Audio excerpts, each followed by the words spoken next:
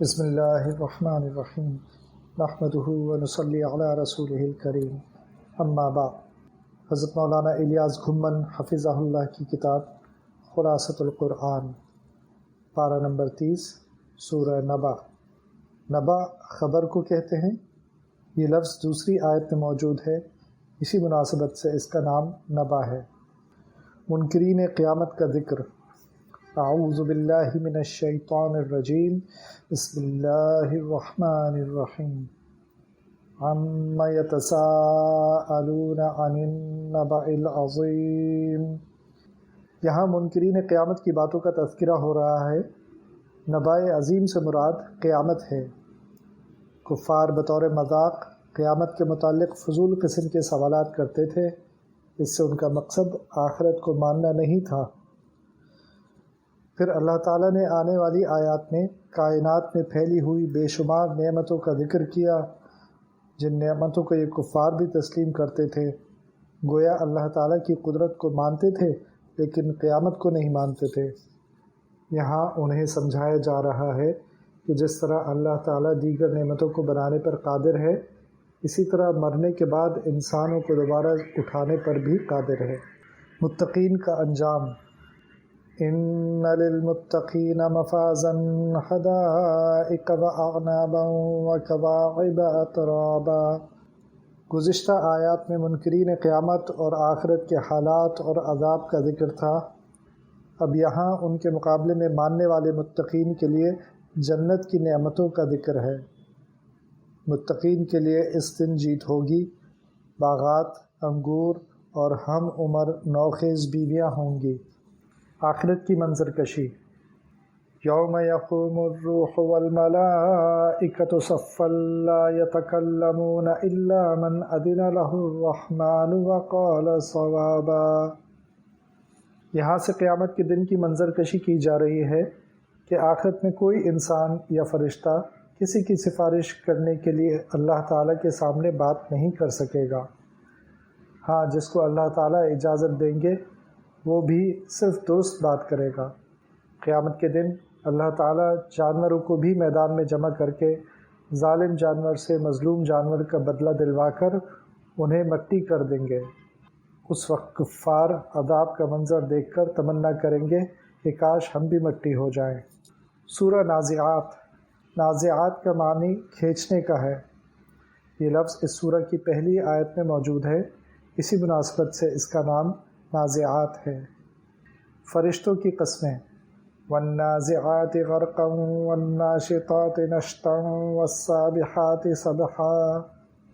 یہاں فرشتوں کی قسمیں کھائی ہیں کہ قسم ہے ان فرشتوں کی جو کافروں کی روحوں کو سختی سے کھینچتے ہیں، مومنوں کی روحوں کو نرمی سے نکالتے ہیں، اور اللہ تعالیٰ کی طرف سے ان روحوں کے لیے جو انہیں حکم ملتا ہے اس کا انتظام کر دیتے ہیں۔ یہ قسمیں کھا کر اللہ تعالیٰ بتانا چاہتے ہیں کہ انہی فرشتوں کے ذریعے ہم سور پھکوا کر انہی انسانوں کو دوبارہ زندہ کر دیں گے۔ ہمارے لیے یہ کام کوئی مشکل نہیں۔ حضرت موسیٰ علیہ السلام کا قصہ۔ هل اتاک حدیث موسیٰ اذ ناداہ ربہ بالواد المقدس طویٰ۔ حضرت موسیٰ علیہ السلام کو اللہ تعالیٰ نے نبوت عطا کر کے فرمایا کہ فرعون کے پاس جائیے، وہ سرکش ہو چکا ہے۔ فرعون نشانیاں دیکھ کر نہ مانا بلکہ مقابلے پر اتر آیا اور اپنے بارے میں کہا کہ میں تمہارا اعلیٰ درجے کا پروردگار ہوں۔ اللہ تعالیٰ نے دنیا میں غرق ہونے کی صورت میں عذاب دیا اور آخرت میں جہنم کی آگ ہوگی۔ پھر اللہ تعالیٰ نے اپنی قدرت کی عظیم نشانیاں آسمان، زمین، رات، دن اور پہاڑوں کا ذکر فرما کر آخرت کی منظر کشی کی ہے۔ کفار بار بار نبی اکرم صلی اللہ علیہ وسلم سے قیامت کے بارے میں پوچھتے تھے کہ کب آئے گی۔ یہاں انہیں جواب دیا کہ قیامت کا علم تو صرف اللہ تعالیٰ کے پاس ہے۔ کفار جب آخرت میں پہنچ جائیں گے تو انہیں عالم دنیا یا عالم برزخ کا زمانہ ایک شام یا ایک صبح جتنا معلوم ہوگا۔ سورہ عبس۔ عبس کا معنی ہے ناخوش ہونا۔ یہ لفظ پہلی آیت میں موجود ہے، اس لیے اس سورہ کا نام عبس ہے۔ عبس وتولی، अन जाअहुल अअमा वमा युदरीका लअल्लहु यज़्ज़क्का। एक मरतबा नबी मुकर्रम सल्लल्लाहु अलैहि वसल्लम कुरैश के बड़े बड़े सरदारों को तबलीग करने में मसरूफ़ थे। हज़रत अब्दुल्ला बिन उम्मे मक्तूम रज़ियल्लाहु अन्हु आए जो कि नाबीना थे और आप सल्लल्लाहु अलैहि वसल्लम से कुछ सीखने की दरख्वास्त की। नाबीना होने की वजह से उन्हें मालूम न हुआ कि आप सल्लल्लाहु अलैहि वसल्लम किस काम में मसरूफ़ हैं। हुज़ूर पाक सल्लल्लाहु अलैहि वसल्लम को ये बात पसंद ना आई। नबी पाक सल्लल्लाहु अलैहि वसल्लम का ये तर्ज़ अल्लाह ताला को पसंद ना आया। जब कुफ़ार चले गए तो उस वक्त ये सूरह नाज़िल हुई। इस वाक़े से हमें ये तालीम मिलती है कि जो सच्चा मुखलिस तालिब और अपना हो उसको वक्त देना और उसकी तलब को पूरा करना ये उसका हक़ है। क़यामत की मंजर कशी। फ़इज़ा जाअतिस्साख़्ख़ा यौम यफ़िर्रुल मर्उ मिन अख़ीह। गुज़िश्ता आयात में कायनात में इंसानों के फ़ायदे के लिए बेशुमार नेमतों का ज़िक्र था। अब यहाँ से आखिरत की मंजर कशी की जा रही है कि जब कान फाड़ने वाली आवाज़ यानी सूर आ जाएगी, इससे मुराद फ़ैसले का दिन है और वो दिन इतना सख्त होगा कि कोई किसी का नहीं होगा। हत्ता कि आदमी अपने भाई से भागेगा, माँ बाप से, बीवी बच्चों से भागेगा। एक एक नेकी मांगते फिरेंगे लेकिन कोई किसी को एक नेकी देने के लिए तैयार ना होगा। इससे हमें ये सबक मिलता है कि मौत से पहले सच्ची तौबा करके अपने रब को राज़ी कर लें और आखिरत के लिए नेकियां जमा कर लें ताकि वहाँ किसी से मांगनी ना पड़े। सूरह तकवीर। तकवीर का माना है लपेटना। जब क़यामत होगी तो सूरज को लपेट दिया जाएगा, इसी मुनासिबत से इसका नाम तकवीर है। क़यामत के हालात व वाक़यात। इज़ा शम्सु कुव्विरत व इज़ा नुजूमु कदरत।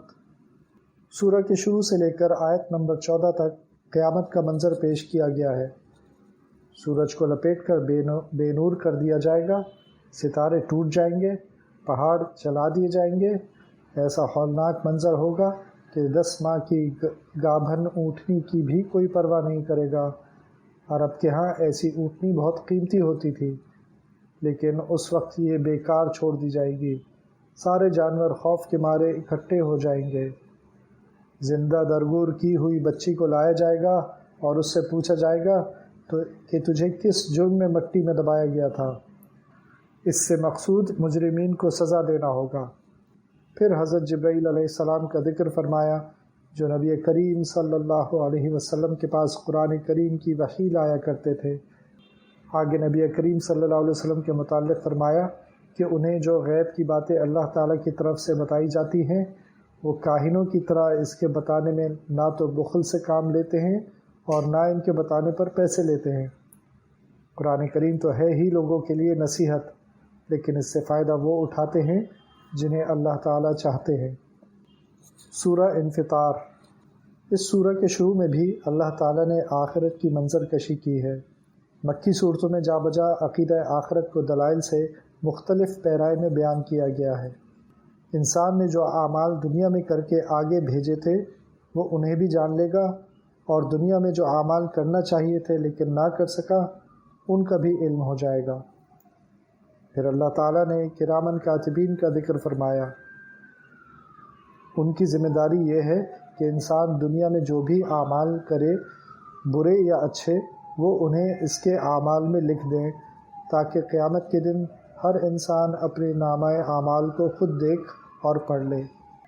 फिर इसके मुताल्लिक़ फ़ैसला जन्नत या जहन्नम का फ़ैसला किया जाएगा। इससे हमें यह सबक मिल रहा है कि दुनिया में रहते हुए अपने अक़वाल, अफ़आल और आमाल को तोल तोल कर करना चाहिए, क्योंकि हमारा हर कौल व फ़ेल लिखा और महफूज किया जा रहा है। सूरह मुतफ़्फ़िफ़ीन। मुतफ़्फ़िफ़ीन का माना है नाप तोल में कमी करने वाले। पहली आयत में ये लफ्ज़ मौजूद है, इसी मुनासबत से इस सूरह का नाम मुतफ़्फ़िफ़ीन है। हुकूक़ुल इबाद की अहमियत। वैलुल लिल मुतफ़्फ़िफ़ीन अल्लज़ीना इज़ा इक्तालू अलन नासि यस्तौफ़ून। सूरह की इब्तिदाई आयात में ان لوگوں کے لیے ہلاکت کی سخت وعید سنائی گئی ہے جو دوسرے سے اپنا حق لیتے وقت پورا پورا وصول کرتے ہیں مگر انہیں ان کا حق دینے کے وقت کمی بیشی کر کے دیتے ہیں۔ کل قیامت کے دن جہاں سب لوگ کھڑے ہوں گے یہ اپنے پروردگار کو کیا منہ دکھائیں گے۔ اس سے ہمیں یہ سبق مل رہا ہے کہ حقوق العباد کی اچھے طریقے سے ادائیگی کرنی چاہیے اور آخرت کے لیے اچھی تیاری کرنی چاہیے۔ سجین اور علیین، کلا ان کتاب الفجار لفی سجین۔ یہاں کئی آیات میں کفار و فجار اور ابرار و نیک لوگوں کا تذکرہ ہو رہا ہے۔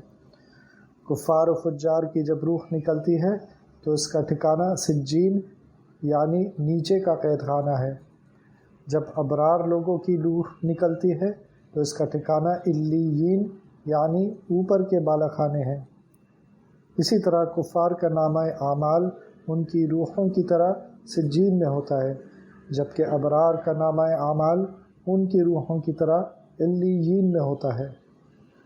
پھر آگے ابرار لوگوں کے لیے جنت کی نعمتوں کا ذکر ہو رہا ہے۔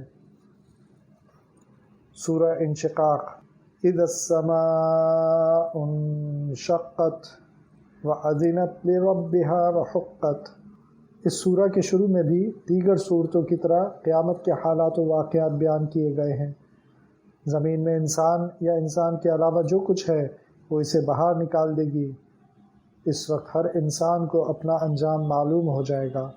آگے اللہ تعالیٰ نے فریقین کے حالات کو بیان فرمایا کہ مومن کا حساب کتاب کا معاملہ آسان ہوگا اور اسے نامہ اعمال دائیں ہاتھ میں ملے گا تو وہ خوش خوش اپنے گھر والوں کی طرف لوٹے گا، جبکہ وہ لوگ جنہیں ان کا نامہ اعمال بائیں ہاتھ میں پیچھے سے دیا جائے گا وہ اس وقت ناکامی کو دیکھ کر پھر موت کو پکاریں گے۔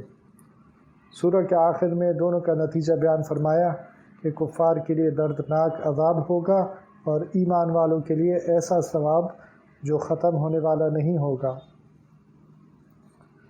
سورہ بروج، خندق والوں کا واقعہ۔ والسماء ذات البروج واليوم الموعود وشاهد ومشهود قتل اصحاب الاخدود۔ سورہ کے شروع میں اللہ تعالیٰ نے قسمیں کھا کر اصحاب اخدود کی طرف اشارہ فرمایا ہے۔ یوم الموعود سے مراد قیامت کا دن ہے۔ ایک تفسیر کے مطابق شاہد سے مراد جمعے کا دن ہے اور مشہود سے مراد عرفہ کا دن ہے۔ ایک تفسیر میں شاہد سے مراد انسان ہے اور مشہود سے مراد قیامت ہے۔ آگے اللہ تعالیٰ فرماتے ہیں کہ اللہ تعالیٰ کی مار ہے ان خندق کھودنے والوں پر۔ اس میں اس واقعے کی طرف اشارہ ہے جو نبی کریم صلی اللہ علیہ وسلم کی ولادت مبارکہ سے 70 سال پہلے پیش آیا تھا۔ ایک کافر بادشاہ تھا جو ایک مسلمان لڑکے کو مارنا چاہتا تھا، لیکن وہ لڑکا ان کے لیے آزمائش بنا ہوا تھا۔ پھر اس لڑکے نے خود ہی بادشاہ کو تدبیر بتائی کہ میری موت کس طرح واقع ہو سکتی ہے۔ بادشاہ نے ویسے ہی کیا تو کافی سارے اور لوگ ایمان لے آئے۔ بادشاہ کو غصہ آیا، اس نے کہا جو دین حق قبول کر چکے ہیں ان کو خندقوں میں آگ دہکا کر جلا دو۔ پھر آگے اہل ایمان کی کامیابی کو بیان کیا کہ وہ باغات میں ہوں گے۔ سورہ طارق، والسماء والطارق وما ادراک ما الطارق النجم الثاقب۔ قسم ہے آسمان کی اور طارق۔ طارق کا معنی ہے جو رات کو آئے۔ فرمایا کہ آپ کو پتہ ہے کہ طارق کیا ہے؟ وہ ستارہ ہے جو بالکل روشن ہے۔ اللہ تعالیٰ نے قسمیں کھا کر بتایا کہ انسان پر ایک نگران فرشتہ مقرر ہے جو اس کے اعمال کو لکھتا رہتا ہے یا اس کی حفاظت کرتا رہتا ہے۔ بعث بعد الموت کا اثبات۔ فَلْيَنظُرِ الْإِنسَانُ مِمَّ خُلِقَ۔ یہاں انسان کی تخلیق کو بیان کر کے منکرین بعث بعد الموت کو سمجھایا جا رہا ہے، جنہیں شک تھا کہ انسان دوبارہ کیسے بنے گا، ہڈیوں میں جان کیسے آئے گی، گوشت کیسے چڑھے گا۔ اللہ تعالیٰ فرماتے ہیں کہ تم نے دیکھا ہے کہ پانی کے نطفے سے اللہ تعالیٰ انسان کو بناتا ہے، تو بنے ہوئے انسان کو دوبارہ بنانا کیا مشکل ہے۔ سورہ اعلیٰ۔ اللہ تعالیٰ کی تسبیح بیان کرنی چاہیے۔ اللہ تعالیٰ نے مخلوقات کو ایک خاص اندازے سے پیدا فرمایا ہے۔ مخلوقات میں انسان کو خاص طور پر چاہیے کہ وہ ہر حال میں اللہ تعالیٰ کے نام کی تسبیح بیان کرے۔ آگے قرآن کریم کی حقانیت اور نبی اکرم صلی اللہ علیہ وسلم کا ذکر فرمایا کہ ہم آپ کو پڑھائیں گے اور آپ کو بھولیں گے نہیں، لہذا جلدی نہ کریں۔ ہاں، جس چیز کو منسوخ کرنا ہوگا اسے اللہ تعالیٰ بھلا دیں گے۔ جس شخص نے اپنا تزکیہ کیا اور اللہ تعالیٰ کے نام کا ذکر کیا تو ایسا شخص کامیاب ہے۔ سورہ غاشیہ۔ غاشیہ کا معنی ہے چھا جانا، مراد اس سے قیامت ہے۔ اس سورہ کے شروع میں قیامت کا تذکرہ کیا، پھر مجرمین کا کہ ان کے چہرے اترے ہوئے ہوں گے اور انہیں جہنم کی دہکتی ہوئی آگ میں داخل کیا جائے گا۔ پھر متقین اہل جنت کا تذکرہ کیا کہ وہ جنت کے انعامات سے مستفید ہوں گے۔ جنت میں بہتے ہوئے چشمے ہوں گے، اونچی نشستیں، پیالے، قالین اور تکیے ہوں گے۔ پھر مشرکین کو سمجھانے کے لیے 4 چیزوں کا تذکرہ کیا: اونٹ، آسمان، زمین اور پہاڑ۔ ان میں غور و فکر کرنے سے معلوم ہو جائے گا کہ اللہ تعالیٰ وحدہ لا شریک ہے۔ پھر پیغمبر صلی اللہ علیہ وسلم کا فریضہ ذکر کیا کہ آپ صلی اللہ علیہ وسلم کا کام صرف تبلیغ ہے، کسی کو زبردستی منوانا نہیں ہے۔ سورہ فجر۔ اس سورہ کے شروع میں اللہ تعالیٰ نے قسمیں کھائی ہیں، ذوالحجہ کی فجر کی، 10 راتوں کی۔ اس سے مراد ذوالحجہ کی پہلی 10 راتیں ہیں۔ جفت اور طاق کی، جفت سے مراد 10 ذوالحجہ کا دن اور طاق سے مراد 9 ذوالحجہ کا دن ہے۔ ان قسموں کا مقصد یہ ہے کہ اللہ تعالیٰ نیک لوگوں سے اچھائی کا معاملہ فرمائیں گے اور برے لوگوں سے برائی کا معاملہ فرمائیں گے۔ پھر سابقہ اقوام ارم، ثمود، قوم فرعون اور ان کی تباہی کا ذکر کیا ہے۔ سورہ کے آخر میں مجرمین اور متقین کے انجام کو بیان فرمایا ہے کہ مجرمین قیامت کے عذاب کا نظارہ کرنے کے بعد کہیں گے کہ اے کاش ہم نے اس زندگی کے لیے آگے کچھ بھیج دیا ہوتا۔ نفس مطمئنہ سے کہا جائے گا کہ اپنے پروردگار کی طرف آ جا، تو اللہ تعالیٰ سے راضی، وہ تجھ سے راضی، اور ان سے کہا جائے گا کہ جنت میں داخل ہو جائیں۔ سورہ بلد۔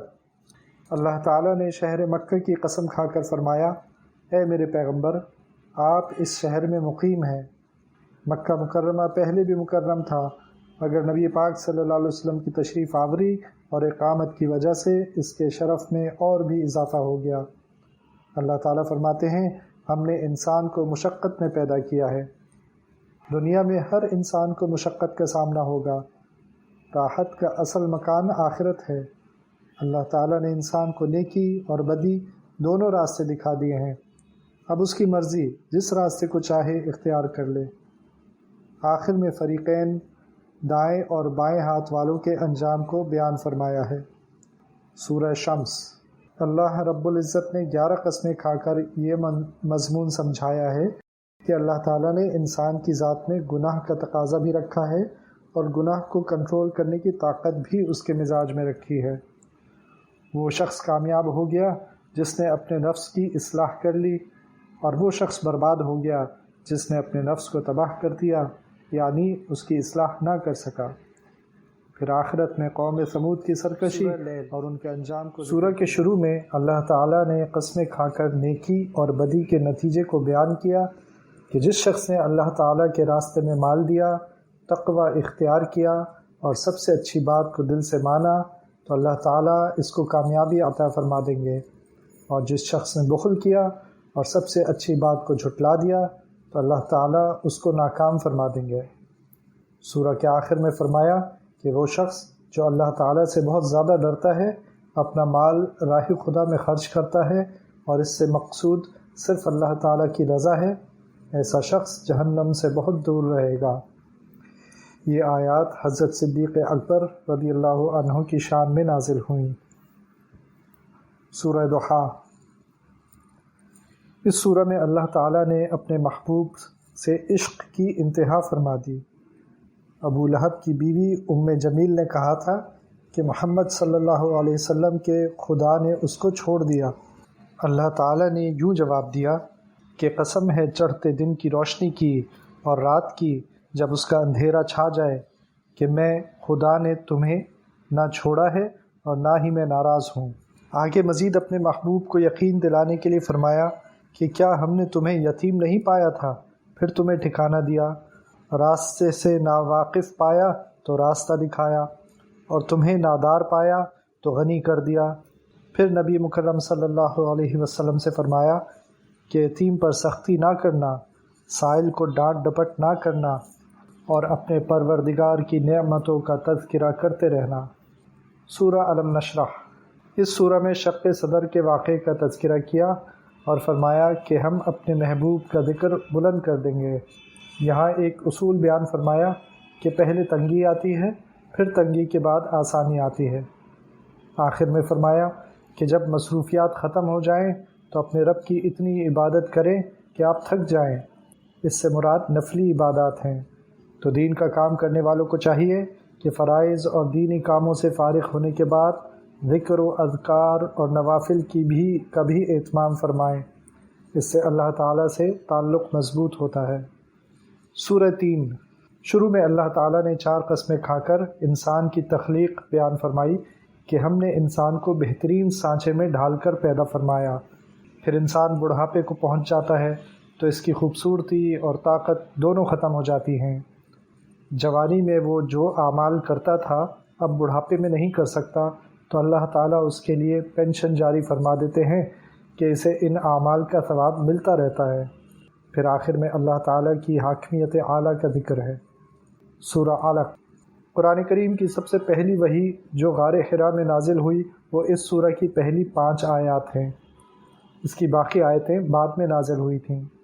آگے ابو جہل کی سرکشی اور بدبختی کا ذکر ہے کہ اس نے نبی کریم صلی اللہ علیہ وسلم کو حرم میں نماز پڑھنے سے منع کیا، حالانکہ نبی پاک صلی اللہ علیہ وسلم ہدایت یافتہ تھے اور تقوی کا حکم دیتے تھے۔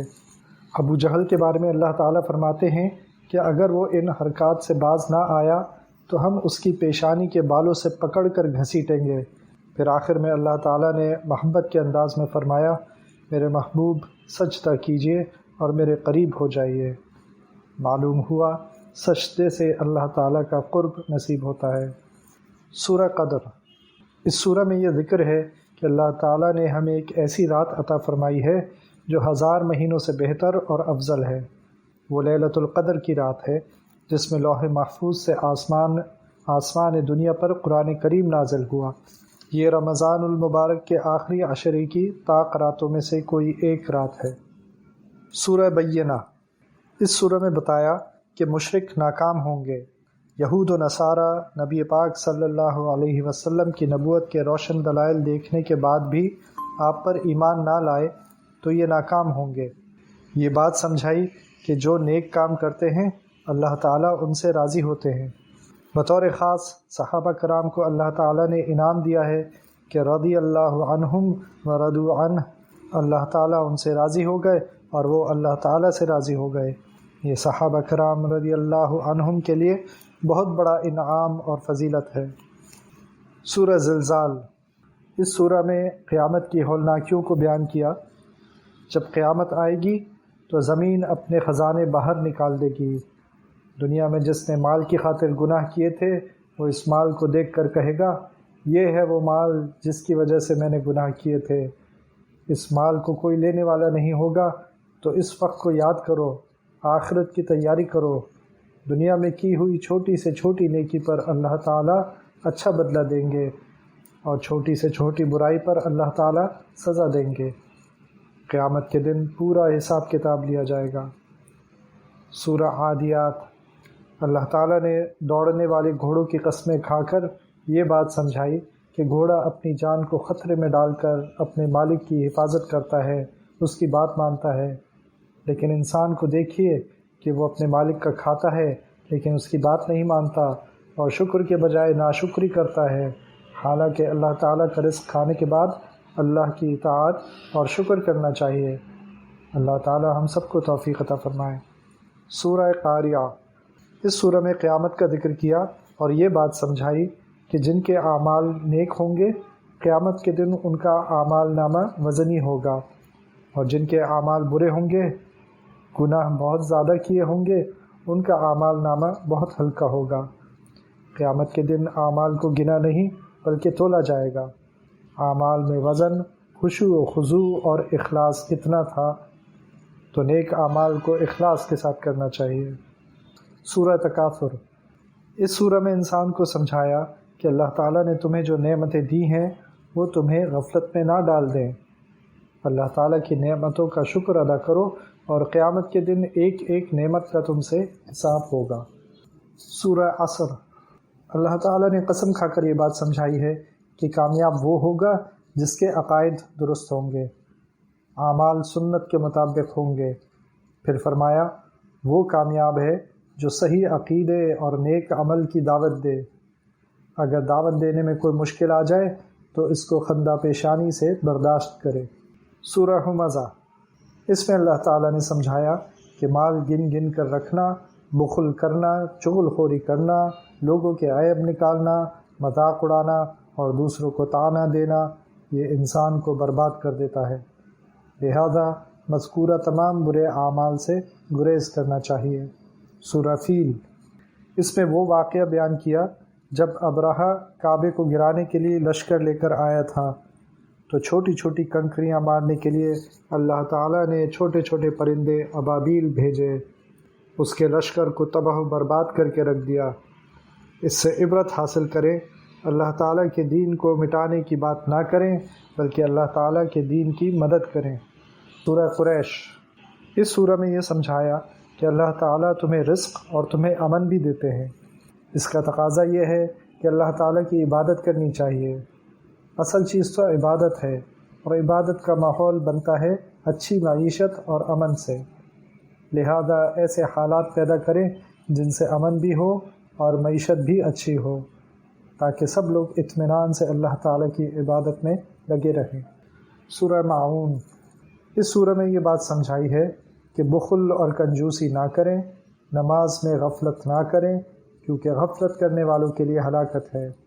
نماز کی پابندی کریں، چھوٹی چھوٹی چیزیں جو عام استعمال اور کھانے پینے کی ہوتی ہیں انہیں لینے دینے میں کنجوسی نہ کیا کریں۔